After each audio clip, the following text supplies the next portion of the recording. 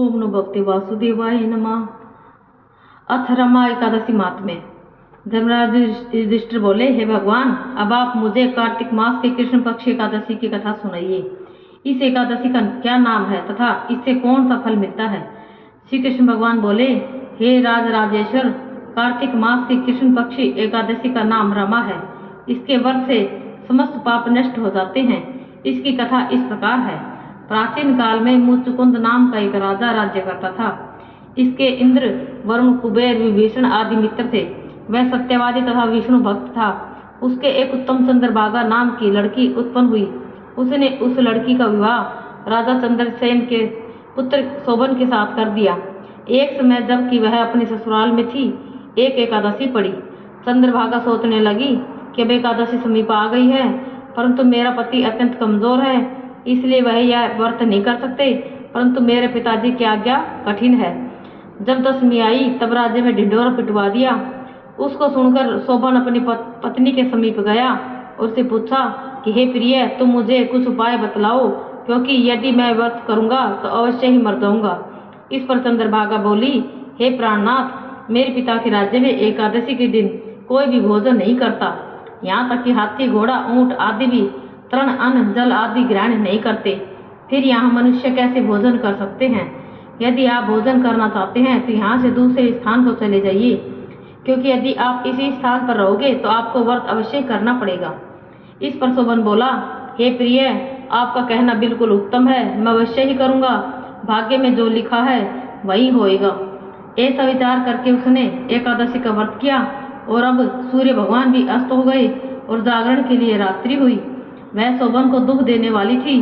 दूसरे दिन प्रातः से पहले शोभन इस संसार से चल बसा। राजा ने उसके मृतक शरीर को दहन करा दिया। चंद्रभागा अपने पति की आज्ञा अनुसार अग्नि में दहन न हुई, परंतु पिता के घर रहना उत्तम समझा। रमा एकादशी के व्रत के प्रभाव से उसे मंदराचल पर्वत पर धन धान्य से युक्त तथा शत्रुओं से रहित एक उत्तम नगर प्राप्त हुआ। एक समय मुचुकुंद नगर में रहने वाला एक सोम शर्मा नामक ब्राह्मण तीर्थ यात्रा के लिए निकला। उसने घूमते घूमते उसको देखा। उस ब्राह्मण ने उसको अपने राजा का जमाई जानकर उसके निकट गया। राजा शोभन ब्राह्मण को देखकर आसन से उठ खड़ा हुआ। अपने ससुर तथा स्त्री चंद्रभागा की कुशलता को पूछने लगा। सोम शर्मा ब्राह्मण बोला कि हे राजन, हमारे राजा कुशल हैं तथा आपकी पत्नी चंद्रभागा भी कुशल हैं। अब आप अपना वृतांत बतलाइए। मुझे बड़ा आश्चर्य है कि ऐसा विचित्र और सुंदर नगर आपको किस प्रकार प्राप्त हुआ। शोभन बोला, हे ब्राह्मण, यह सब कार्तिक मास की कृष्ण पक्ष की रमा एकादशी के व्रत के प्रभाव से है। इसी से मुझे यह अनुपम नगर प्राप्त हुआ है, परंतु यह अध्रुव है। इस पर ब्राह्मण बोला कि हे राजन, यह अध्रुव क्यों है और ध्रुव किस प्रकार से हो सकता है, सो आप मुझे समझाइए। मैं आपके कहे अनुसार ही करूँगा। आप इसमें किंचित मात्र भी झूठ न समझो। शोभन बोला कि हे ब्राह्मण, मैंने श्रद्धापूर्वक व्रत किया था, उसके प्रभाव से मुझे नगर प्राप्त हुआ है।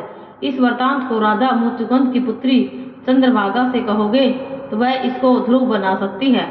ब्राह्मण ने वहां आकर चंद्रभागा से समस्त वृतांत कहा। इस पर राजकन्या चंद्रभागा बोली, हे ब्राह्मण, आप मुझे उस नगर में ले चलिए। मैं अपने पति को देखना चाहती हूँ। मैं अपने व्रत के प्रभाव से उस नगर को ध्रुव बना लूंगी। चंद्रभागा के वचनों को सुनकर वह सोम शर्मा ब्राह्मण उसको मद्राचल पर्वत के पास वामदेव के आश्रम को ले गया। वामदेव ने उसकी कथा को सुनकर चंद्रभागा का मंत्रों से अभिषेक किया। चंद्रभागा मंत्रों तथा व्रत के प्रभाव से दिव्य देह धारण करके पति के पास चली गई। शोभन ने अपनी स्त्री चंद्रभागा को देखकर प्रसन्नता पूर्वक अपने वाम अंग में बैठाया। चंद्रभागा बोली, हे प्राणनाथ, अब आप मेरे पुण्य को सुनिए। जब मैं अपने पिता के गृह में 8 साल की थी, तभी से मैं यथाविधि एकादशी का व्रत करने लगी हूँ। उन्हीं व्रतों के प्रभाव से आपका यह नगर ध्रुव हो जाएगा और समस्त कर्मों से युक्त होकर प्रलय के अंत तक रहेगा। चंद्रभागा दिव्य रूप धारण करके तथा दिव्य आभूषण तथा वस्त्रों से सजकर अपने पति के साथ आनंद पूर्वक रहने लगी और शोभन भी उसके साथ आनंद पूर्वक रहने लगा। हे राजन, यह मैंने रमा एकादशी का महात्म्य कहा है। जो मनुष्य इस रमा एकादशी के व्रत को करते हैं, उनके समस्त ब्रह्म हत्या आदि के पाप नष्ट हो जाते हैं। जो मनुष्य रमा एकादशी का महात्म्य सुनते हैं वे अंत में विष्णु लोक को जाते हैं। ओम नमो भगवते वासुदेवाय।